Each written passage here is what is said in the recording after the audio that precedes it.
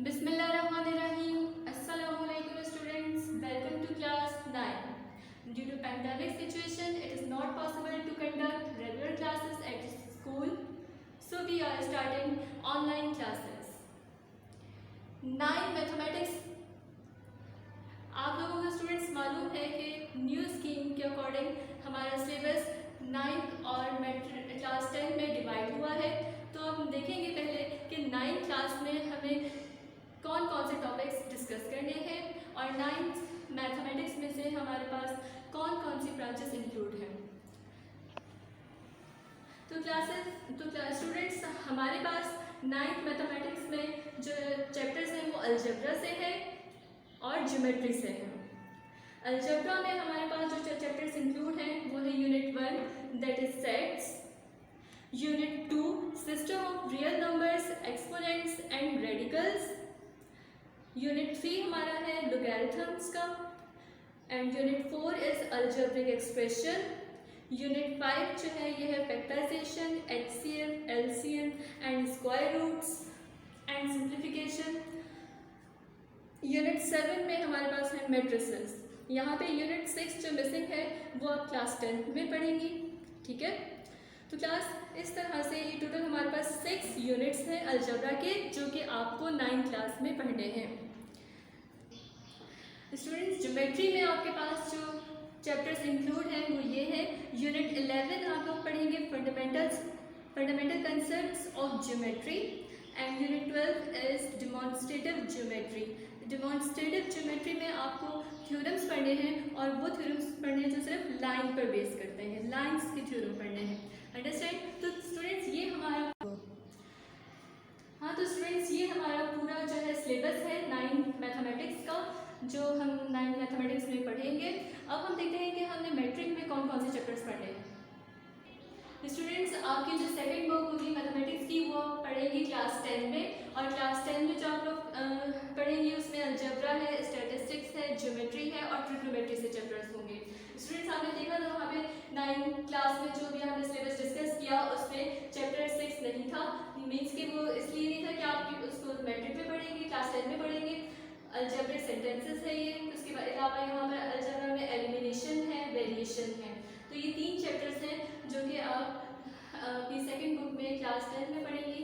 Statistics से जो chapter है वो है इंफॉर्मेशन हैंडलिंग जिसमें आपको mean, mod, median, variance and standard deviation पढ़ना है। थर्ड जो हमारी ब्रांच है मैथमेटिक्स की वो यहाँ पे है ज्योमेट्री। ज्योमेट्री से थ्योरम का एक चैप्टर है that is demonstrative geometry. Students यही चैप्टर आप 9 क्लास में भी पढ़ रहे हैं और लेकिन उसमें जो थ्योरम्स हैं वो बेस करते हैं लाइंस पर। यहाँ पर आपके जो थ्योरम है वो बेस करेंगे ट्राइंगल पर, ठीक है। इसके अलावा 13 चैप्टर पढ़ना है आपको that is circle, 14 is practical geometry. तो ये 3 चैप्टर्स इंक्लूड हैं ज्योमेट्री से। And the last one is trigonometry. Trigonometry से एक चैप्टर इंक्लूड है जो ट्रिग्नोमेट्री के नाम से ही है दैट इज यूनिट 15। तो स्टूडेंट्स इस तरह से ये तमाम जो चैप्टर्स हैं आप क्लास 10 में पढ़ेंगी और हम स्टार्ट करेंगे अपना 9th क्लास का जो सिलेबस था उसमें सबसे फर्स्ट चैप्टर जो था सेट्स का। तो हम सेट्स से अपना लेक्चर स्टार्ट करेंगे। अब हम स्टार्ट करते हैं unit 1 that is sets. Students let consider 3 numbers 1, 3 and 5। अगर हम इन 3 नंबर्स को सेपरेटली कंसीडर करें तो ये जस्ट 3 डिफरेंट नंबर्स हैं, लेकिन अगर हम इनको कलेक्टिवली कंसीडर करें तो ये रिप्रेजेंट करते हैं एक सिंगल सेट को और जिसका साइज क्या होगा 3, 1, 3 एंड 5। यानी कि अगर हम इनको सेपरेटली कंसीडर कर रहे हैं तो ये जस्ट नंबर्स है 1, एक नंबर है 3, 5, लेकिन अगर हम कलेक्टिवली बात करें तो ये एक सेट बन जाता है। और किस सेट से बिलोंग करता है ये नंबर्स कैसे हैं, ऑड नंबर्स नहीं है हमारे पास। तो क्लास यहाँ से हमारा सेट का कंसेप्ट जनरेट होता है। इसीलिए जब हम सेट को डिफाइन करते हैं तो हम कहते हैं the collection of well defined distinct object is known as a set. अब यहाँ पर जो टर्म यूज की गई है 2 टर्म्स वो क्या है, एक तो डिस्टिंक्ट है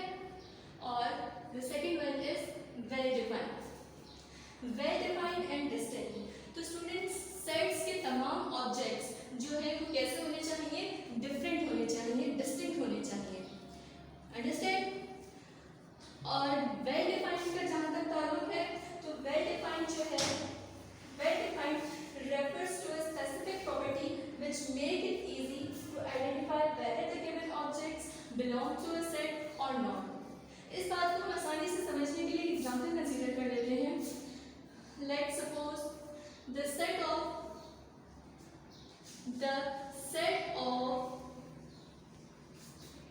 strong students, set of strong students of your class। तो क्लास, ये जो वर्ड स्ट्रॉन्ग है यहाँ पर क्या ये वेल डिफाइंड है? क्या आप अपने क्लास के स्टूडेंट्स की जो स्ट्रॉन्गनेस है वो कैलकुलेट कर सकती, काउंट कर सकती हैं? आप इस नंबर ऑफ स्टूडेंट्स को काउंट कर सकती हैं? आप इंटेलिजेंट स्टूडेंट्स, इंटेलिजेंट कहाँ तक है या स्ट्रॉन्ग कितने हैं, क्या इसको काउंट कर सकते हैं आप? नहीं। तो यहाँ पर ये सेट जो है, इसका सेट पॉसिबल नहीं है ये, क्योंकि ये वेल डिफाइंड नहीं है। जबकि इसकी बात करें 1, 3, 5, ये और नंबर है, हमें मालूम है ये वेल डिफाइंड है। इसी तरह से अगर हम एक और सेट कंसिडर कर लें A, B, C, तो ये हमारे पास इंग्लिश अल्फ़ाबेट से हमने लिया है, ये भी वेल डिफाइंड है। तो इस तरह से हम डिफाइन करते हैं सेट को, the collection of well defined distinct object is known as a set. Understand students? अब हम बात करते हैं कुछ इंपॉर्टेंट सेट्स की जो कि हमारे चैप्टर में इंक्लूड है। देखिए, फर्स्ट सेट आता है नेचुरल नंबर्स का। नेचुरल नंबर कहाँ से स्टार्ट होते हैं? 1 से। ये नेचुरल नंबर कैसे है पता है इंसान को? इंसान जब दुनिया में आया था तो उसको ये सिखा के भेजे गए थे नेचुरल नंबर्स, ठीक है। फिर आ जाते हैं होल नंबर। होल नंबर में एक नंबर का इजाफा हो जाता है, वो क्या है? 0। तो याद रखिएगा होल नंबर हमेशा कहाँ से स्टार्ट होगा? 0, फिर इसके बाद 1, 2, 3 and so on. Z represent करता है यहाँ पे इंटीजर्स को। इंटीजर्स पॉजिटिव भी होते हैं और नेगेटिव भी होते हैं। यहाँ देखिए जरा सेट में 0 के राइट साइड पे जो नंबर्स हैं वो पॉजिटिव हैं, यानी कि ये पॉजिटिव इंटीजर्स कहलाएंगे, 1, 2, 3, 4 एंड सो ऑन। इसी तरह से 0 के लेफ्ट साइड पे -1, -2, -3 एंड सो ऑन, तो ये क्या कहलाएंगे? Negative integers. अंडरस्टैंड? इसके बाद स्टूडेंट आ जाता है आपका set of prime numbers. Prime numbers कौन से नंबर्स होते हैं? वो ही नंबर्स जो या तो अपने टेबल में आते हैं या फिर 1 के टेबल में होते हैं, या सिंपल जिनके सिर्फ 2 फैक्टर्स होते हैं। तो क्या है prime number? 2, 3, 5, 7 and so on. Even numbers. Even numbers देखिए यहाँ पे आपके पास 0 लिखा है सबसे पहले, तो 0 जो है ये first non negative even number है, जबकि 2 जो है ये फर्स्ट पॉजिटिव इवन नंबर है। क्या कहा मैंने?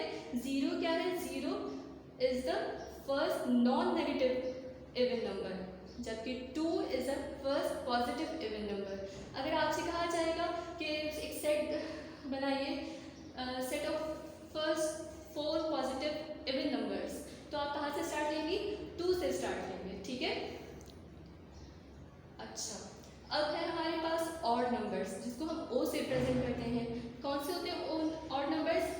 1, 3, 5, 7 एंड सो ऑन। स्टूडेंट्स इसके बाद आपके पास आ जाता है, स्टूडेंट्स अब बात करते हैं रैशनल नंबर्स की। रैशनल नंबर को Q से प्रेजेंट करते हैं।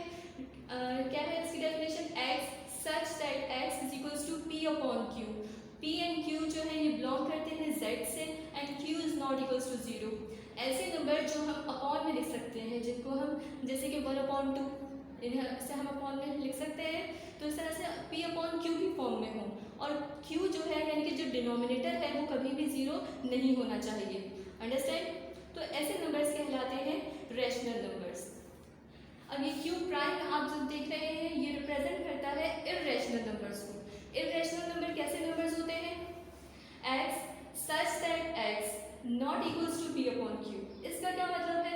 ऐसे नंबर जिन्हें हम p upon q की फॉर्म में नहीं लिख सकते, यानी कि हमें जैसे हम 1/2 लिख सकते हैं, ऐसे नंबर जिनको हम 1/2 या p upon q की फॉर्म में ना लिख सकें, यानी उन्हें सिर्फ हम डेसिमल में लिख सकें, इस तरह से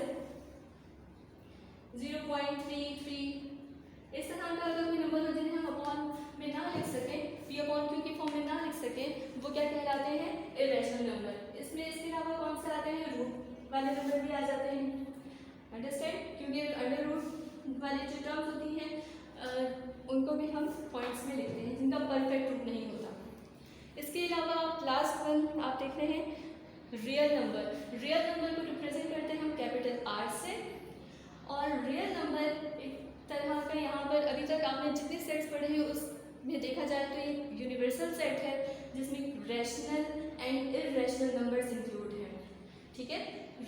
इरेशनल नंबर्स इंक्लूड है। इसके अलावा आप देखिए रियल नंबर्स में आपके पास natural, whole number, Z, integers, prime, odd, even, ये तमाम नंबर्स रियल नंबर्स में आ जाते हैं। अंडरस्टैंड?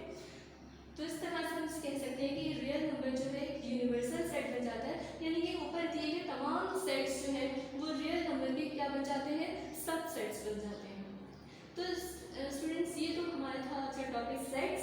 इंशाल्लाह नेक्स्ट लेक्चर में हम स्टार्ट करेंगे एक्सरसाइज 1.1। टिल देन अल्लाह हाफ़िज़।